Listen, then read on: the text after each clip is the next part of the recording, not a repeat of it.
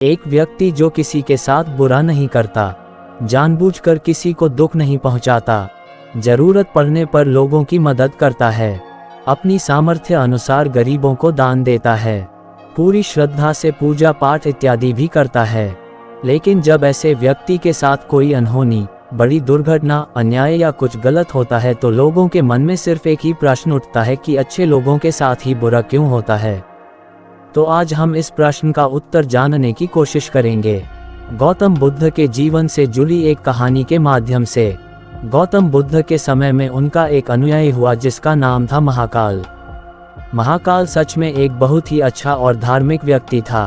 वह लोगों की मदद करता, गरीबों को दान देता, किसी के साथ अन्याय नहीं करता और बुद्ध द्वारा बताए गए पंचशीलों का पालन करता, अर्थात हत्या नहीं करना, चोरी नहीं करना, ये व्यभिचार नहीं करना, झूठ नहीं बोलना और नशा नहीं करना।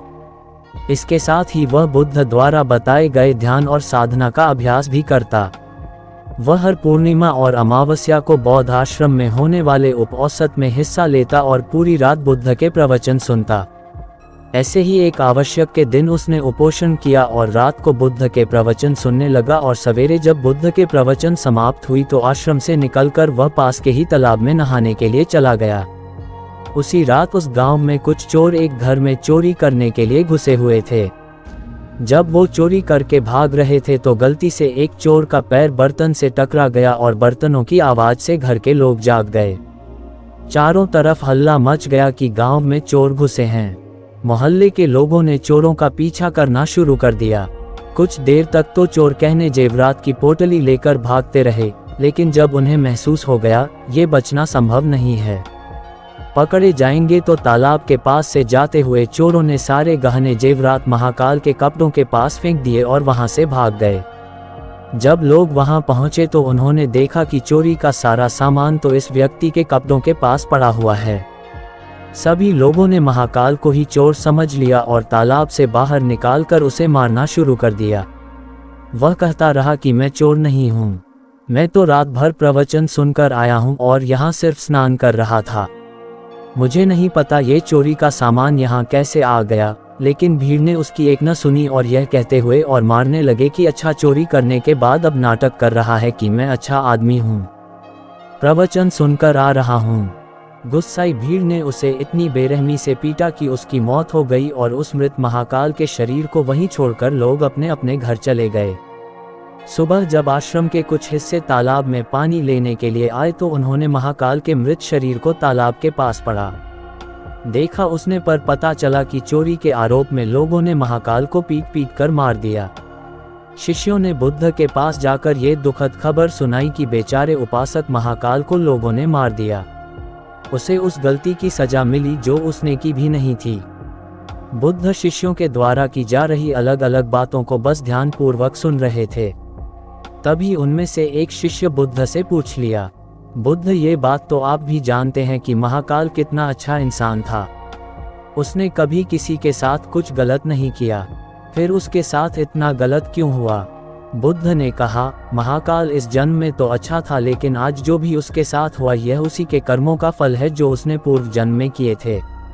अपने पिछले जन्म में महाकाल वाराणसी के राजा के यहाँ एक राजाधिकारी था। वाराणसी के पास एक बड़ा सा व्यावसायिक गांव था जहां पर पहुंचने के लिए एक जंगल को पार करना पड़ता था, लेकिन उस जंगल में कुछ लुटेरे रहते थे जो कि वहां से गुजरने वाले राहगीरों और छोटे व्यापारियों के सामानों को लूट लिया करते थे। व्यापारियों ने वाराणसी के राजा से अपनी सुरक्षा की गुहार लगाई तो वाराणसी के राजा ने अपने उस राज अधिकारी को कुछ सैनिकों के साथ व्यापारियों से कुछ धन लेकर उन्हें जंगल पार कराने के काम पर नियुक्त कर दिया। राज अधिकारी महाकाल भी अपने काम को पूरी ईमानदारी से कर रहा था। वह लोगों से कुछ धन लेता और अपने सैनिक भेजकर उन्हें सुरक्षित जंगल पार करवा देता। एक शाम पति पत्नी का एक जोड़ा अपनी छोटी सी बैलगाड़ी में बैठकर राज अधिकारी के पास आता है और धन के बदले उन्हें सुरक्षित जंगल पार करवाने के लिए कहता है, लेकिन राज अधिकारी यह कहते हुए उन्हें मना कर देता है कि अभी जल्दी रात होने वाली है, इसीलिए वह उनकी और अपने सैनिकों की जान खतरे में नहीं डाल सकता। उन्हें जंगल पार करने के लिए सुबह तक का इंतजार करना पड़ेगा। वह पति पत्नी बहुत आग्रह करते रहे कि अभी रात होने में बहुत समय है। वह भी जंगल पार करा दे, लेकिन राज अधिकारी नहीं मानता और भी सलाह देता है कि वो रात भर यही रुके, उनके रहने और खाने की व्यवस्था वह खुद करवाएगा। पति पत्नी को मजबूरन उस राज अधिकारी की बात माननी पड़ती है। असल में उस राहगीर की पत्नी बहुत सुंदर थी, जिसे देखकर राज अधिकारी उस पर मोहित हो गया था। उस पर कामवासना हावी हो जाती है, और जो व्यक्ति पर कामवासना हावी हो जाती है तो उसे सही गलत कुछ समझ नहीं आता। वह आसक्ति की आग में जलकर अंधा हो जाता है, और यही उस राज अधिकारी के साथ भी हुआ। उसने उन दोनों पति पत्नी के रहने और खाने की व्यवस्था तो कर दी, लेकिन साथ ही वह उसकी पत्नी को पाने की तरकीबें सोचने लगा। उसे एक तरीका समझ आया। उसके पास एक बड़ा सा हीरा था। उसने उस हीरे को रात में चुपके से उस आदमी के बैलगाड़ी के सामान में छुपा दिया, और सुबह होते ही हल्ला मचा दिया कि उसका कीमती हीरा किसी ने चोरी कर लिया है। उसने अपने सैनिकों को आदेश दिया कि हर एक व्यक्ति के सामान की तलाशी लेने के बाद ही उसे आगे जाने दिया जाए। सैनिकों ने तलाशी ली तो योजना के अनुसार हीरा उस पति पत्नी की बैलगाड़ी के सामान में छुपा मिला। राज अधिकारी उस व्यक्ति को सभी के सामने ये कहते हुए पीटने लगा कि मैंने तेरे रहने और खाने की व्यवस्था किया और तूने मेरे साथ गद्दारी की। उसके साथ उसके सैनिक भी उस आदमी को पीटने लगे, और पीटते पीटते उस व्यक्ति की मौत हो गई। बाद में राज अधिकारी ने अपने रुतबे और दौलत के दम पर उस स्त्री को अपनी पत्नी बना लिया, क्योंकि पिछले जन्म में महाकाल ने सिर्फ उस स्त्री को प्राप्त करने के लिए उसके पति पर झूठा आरोप लगाकर बेवजह उसकी निर्मम हत्या कर दी थी।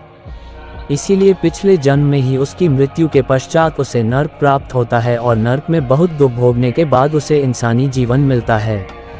लेकिन इस जीवन में भी उसके पिछले कर्म उसका पीछा नहीं छोड़ते, और उसके साथ ही वैसा ही होता है जैसा उसने उस स्त्री के पति के साथ किया था। महाकाल को उस चोरी की सजा मिलती है जो उसने की भी नहीं थी। उसने इस जन्म में तो अच्छे कर्म किए थे, लेकिन उसके पिछले जन्म के बुरे कर्मों की वजह से आज उसकी ये दुर्गति हुई है। बुद्ध ने आगे कहा, तो फिर भिक्षुओं, अगर इस जन्म में किसी अच्छे व्यक्ति के साथ बुरा होता है तो उसके पुराने जन्मों के पाप ही होते हैं, जिनका फल उसे इस जन्म में भुगतना पड़ रहा है। इसलिए मैं तुमसे कहता हूँ कि अपने आज के कर्मों को सुधारो, ताकि तुम्हारे आने वाले जन्म भी सुधर जाए।